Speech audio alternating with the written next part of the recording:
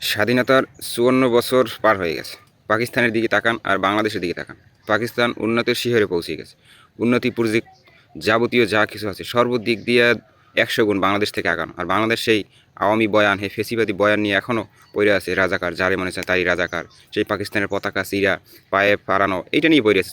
চুলকি নিয়ে ৫৪ বছর ধরে এই একই বয়ান নিয়ে পড়ে আছে। তাহলে এই দেশের এখন পর্যন্ত আকাশ প্রতিরক্ষা ব্যবস্থা নাই। ডিফেন্স যাবতীয় যে উন্নতি করার জন্য যে সরঞ্জাম, সামান্য একটা ব্রিজ বানানোর মতো যে সরঞ্জাম তৈরি করা লাগে, সেই সরঞ্জাম এখন থেকে তৈরি করতে পারেনি। অন্য দেশেরা নিজের দেশে তো তৈরি করেই, দেশের বাহিরেও তারা এই কাজগুলো করে। বাংলাদেশ এখন পর্যন্ত কিছুই করতে পারেনি।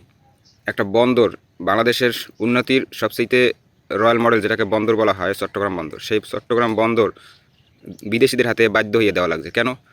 ওখানে এত পরিমাণ সিন্ডিকেট, এত পরিমাণ অন্যায় অবিচার ওখানে হয় ব্যবসায়ীদের উপর, যা সরকার এখন পর্যন্ত ৫৪ বছর ধরে কোনো পদক্ষেপ নিতে পারেনি। যার কারণে নিজের দেশের সম্পদ বাহিরের হাতে তুলে দিতে বাধ্য হয়েছে। তাই এই যে চুলকি নিয়ে ব্যস্ত মানুষ, তাহলে এই দেশের মানুষ কবে বুঝবে আর কবে উন্নতির যোগ্য ব্যক্তিকে ক্ষমতা নিয়ে যোগ্য ব্যক্তির হাতে হাত ধরে এই দেশ উন্নয়ন করবে কবে? সেই দিনটা আর কবে হবে?